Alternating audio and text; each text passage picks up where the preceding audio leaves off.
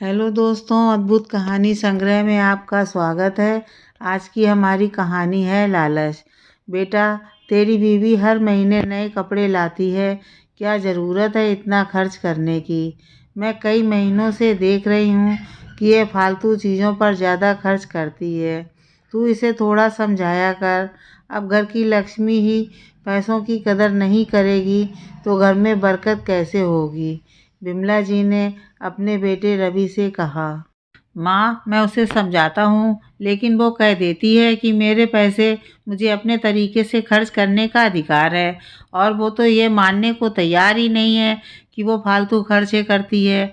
वो तो कहती है ऑफिस जाना होता है तो कई तरह के सामान की ज़रूरत पड़ती है, बस वही सब लाती हूँ।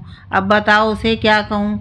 एक काम कर रवि, उसे बोल अपना एटीएम हमें दे दे, इससे फालतू के खर्चों पर भी लगाम लगेगी और हम भी अपनी मर्जी से खर्च कर पाएंगे। बरसों बीत गए हैं खुले हाथों से खर्च किए हुए, और बहू की कमाई पर हमारा हक है कि नहीं।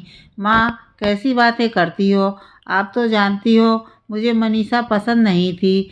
इसकी नौकरी देखकर ही तो शादी की है ताकि घर के खर्चों में ये हमारी मदद कर सके, लेकिन मुझे नहीं लगता वो अपना एटीएम देगी, क्योंकि घर के सारे बिल वही भरती है और घर खर्च का सारा सामान भी वही लाती है। तो क्या हुआ, ये काम मैं और तेरे बाबूजी कर लेंगे। इसी बहाने उसे भी आराम मिलेगा। बेटा, एक आदमी चाहे तो अपनी बीवी से कुछ भी करवा सकता है। यहाँ तो बात सिर्फ उससे एटीएम लेने की है। कल उसे बहाने से एटीएम ले लेना और तेरे पापा को दे देना। अब उसमें इतनी हिम्मत तो है नहीं कि तेरे पापा से वापस मांग ले। सही कह रही हो माँ, ऐसा ही करूँगा। अगले दिन रवि ने मनीषा से कहा, मनीषा, मेरे एटीएम से पैसे नहीं निकल रहे, एक बार अपना एटीएम दे दो। मेरा एटीएम चल पड़ेगा तो पैसे वापस कर दूंगा। ये कैसी बातें कर रहे हैं आप। आपके और मेरे पैसे अलग थोड़ी हैं। ये लीजिए मेरा एटीएम, और जितने पैसे चाहिए निकलवा लीजिए। इतना बोल मनीषा ने अपना एटीएम रवि की ओर बढ़ा दिया। इसके बाद मनीषा ऑफिस चली गई। उसके बाद रवि ने वो एटीएम अपने पापा को दे दिया। अगले कुछ दिनों तक मनीषा को अकाउंट से लगातार पैसे कटने के मैसेज आते रहे। उसे थोड़ा अजीब तो लग रहा था, लेकिन पति से कुछ कहने की हिम्मत वो नहीं कर पा रही थी। एक दिन अकाउंट से 50,000 रुपये निकाले तो उसने उसी समय रवि को फ़ोन किया और बोली, रवि, इतने दिनों से अकाउंट से लगातार पैसे निकल रहे हैं और आज तो 50,000 रुपये निकले हैं। क्या कर रहे हो आप इतने पैसों का। रवि ने कोई सीधा जवाब न दिया। मनीषा को समझ आ गया कि कुछ गड़बड़ तो है। शाम में घर आने के बाद मनीषा ने रवि से अपना एटीएम मांग लिया। रवि ने टाल मटोल करने की कोशिश की, लेकिन मनीषा कुछ सुनने को तैयार नहीं थी। आखिरकार रवि को बताना पड़ा कि एटीएम मम्मी पापा के पास है, क्योंकि तुम खर्चे बहुत ज़्यादा करती थी। फालतू के खर्चों पर लगाम लगाने के लिए ऐसा कदम उठाना पड़ा। मनीषा को ये सुनकर बहुत गुस्सा आया। ज़्यादा बुरा इसलिए भी लग रहा था क्योंकि रवि ने एटीएम झूठ बोल कर लिया था, लेकिन समझ नहीं पा रही थी कि करे तो क्या करे। कुछ दिनों बाद मनीषा ने हिम्मत करके अपना एटीएम मांग लिया, लेकिन उसके ससुर ने साफ कह दिया, बहू, तुम जानती हो तुम्हारी नौकरी को देखते हुए ही हम अपने सुंदर सुशील लड़के की शादी तुम जैसी साधारण दिखने वाली लड़की से करने को तैयार हो गए। इसीलिए तुम्हारे पैसों पर हमारा इतना हक बनता है। एटीएम तो वापस नहीं मिलेगा। हाँ, हर महीने हम तुम्हें खर्चा दे दिया करेंगे। उन पैसों को तुम चाहे जैसे इस्तेमाल कर सकती हो। मनीषा ससुर जी की बातें सुनकर उनको देखती रह गई। अब जैसे ही मनीषा की सैलरी आती, तुरंत ही उसके अकाउंट से पैसे निकलवा लिए जाते। खर्चे के लिए जो पैसे उसे दिए जाते वो भी बहुत ही कम थे। मनीषा परेशान रहने लगी थी। एक दिन मनीषा की सहकर्मी पिंकी ने उससे कारण पूछा तो मनीषा ने दिल का हाल कह दिया। वो उसे बोली, क्या मनीषा, पढ़ी लिखी होकर भी इतना सब कैसे बर्दाश्त कर लेती हो? घर बचाने के लिए एक औरत को हर संभव कोशिश करनी चाहिए, लेकिन जब बात स्वाभिमान पर आए तो खुद के लिए बोलना ज़रूरी है। और तुम्हारे एटीएम व तुम्हारी सैलरी पर तुम्हारा भी हक है।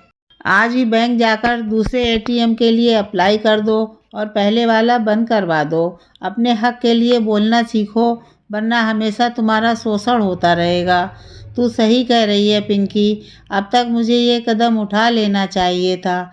ज़्यादा तनाव के कारण मेरा दिमाग ही काम नहीं कर रहा था। अच्छा हुआ तूने मुझे ये आइडिया दे दिया। मैं अभी जाती हूँ बैंक। इतना बोल मनीषा बैंक गई और पुराना एटीएम बंद करवा नए एटीएम की अर्जी दे आई। इधर अकाउंट से पैसे निकलने बंद हो गए तो घर में सब चिंतित हो गए। एक दिन जब घर वालों ने मनीषा से कारण पूछा तो वो बोली, मैंने पुराना एटीएम कार्ड बंद करवा दिया।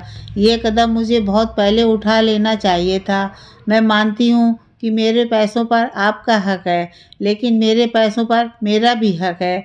मैं नौकरी इसलिए करती हूँ ताकि मुझे किसी के आगे हाथ ना फैलाना पड़े, लेकिन मुझे तो नौकरी करते हुए भी एक एक पैसे के लिए हाथ फैलाना पड़ रहा है और एक एक पैसे का हिसाब देना पड़ रहा है। मुझे घुटन होने लगी है इस घर में। रवि, तुम भी साथ दिया करो मेरे, वरना मैं घर छोड़कर चली जाऊंगी। मैं अपना शोषण और नहीं होने दूंगी। कैसी बातें कर रही हो मनीषा? केवल पैसों के कारण तुम घर छोड़कर जाना चाहती हो? ठीक है, आज के बाद तुम अपनी मर्जी से पैसे खर्च करना और किसी को हिसाब भी मत देना। पिताजी और माँ, आप लोग भी आज के बाद पैसों को लेकर झिकझिक नहीं करेंगे और घर भी आज के बाद मेरे पैसों से चलेगा। आप लोगों को कुछ चाहिए तो मुझसे कहें। मनीषा से पैसे लेने की ज़रूरत आपको नहीं है। क्यों चंद रुपयों के लिए घर में कलेश करना? समझदारी इसी में है कि हम समय रहते सही फैसला ले लें ताकि घर में शांति बनी रहे। रवि की बातें सुनकर मनीषा बोली, नहीं रवि, घर हम दोनों की कमाई से चलेगा। पति पत्नी जीवन रूपी गाड़ी के दो पहिए की तरह होते हैं और उन्हें मिलकर ही जीवन की गाड़ी को चलाना पड़ता है। माँ, बाबूजी मेरे पैसे खर्च कर सकते हैं और तुम भी। मुझे बस मेरे हिस्से की आज़ादी और हक चाहिए। मैं तो अब तुम्हें और तुम्हारे माता पिता को अपना परिवार मानती हूँ। बस इतना चाहती हूँ कि हमारे आपसी रिश्ते खराब ना हों। थोड़ी समझदारी मैं दिखाऊं और थोड़ी आप लोग दिखाएं ताकि घर में सुख शांति का वास हो। पैसों से कहीं ज़्यादा रिश्ते और परिवार अनमोल हैं, इसलिए हमें अपना परिवार सहेजना होगा। पैसों का क्या है, वो तो आती जाती चीज़ है, लेकिन परिवार एक बार टूटा तो उसे जोड़ना मुश्किल हो जाएगा। मनीषा के इतना कहते ही बिमला जी और उनके पति की नज़रें झुक गईं। उन्हें समझ आ गया कि थोड़े से पैसों के लालच में वो अपने घर को तबाह कर रहे थे। दोनों आगे बढ़े और दोनों ने मनीषा से माफ़ी मांग ली। मनीषा ने भी बड़ा दिल दिखाते हुए उनसे कहा, माँ, बाबूजी, आप दोनों मेरे माता पिता जैसे हैं। माफ़ी मांगकर मुझे शर्मिंदा ना करें। इस दिन के बाद बिमला जी और उनके पति ने पैसों का लालच छोड़ दिया और अब रिश्ते पहले से बेहतर हो रहे थे, क्योंकि जब रिश्तों से लालच निकल जाता है तो रिश्ते दिल से निभाए जाने लगते हैं और जब रिश्ते निस्वार्थ होते हैं तब उनकी खूबसूरती में चार चांद लग जाते हैं। रिश्ते बिगड़ने का सबसे बड़ा कारण मन में लालच है।